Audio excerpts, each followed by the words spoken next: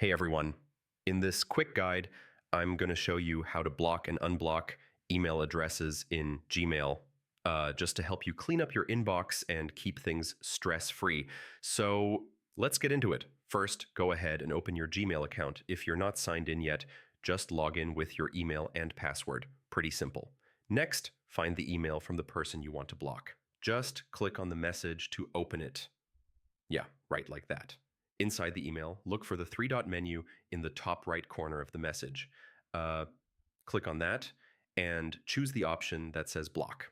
You'll see a confirmation pop up. Just hit block again, and that sender won't reach your inbox anymore. So when you block someone, Gmail moves any future emails from them straight to the spam folder automatically. You don't need to do anything else. Now, if you ever need to, unblock someone, maybe you blocked them by accident. Here's how you do it. Click the gear icon in the upper right corner, then choose See All Settings.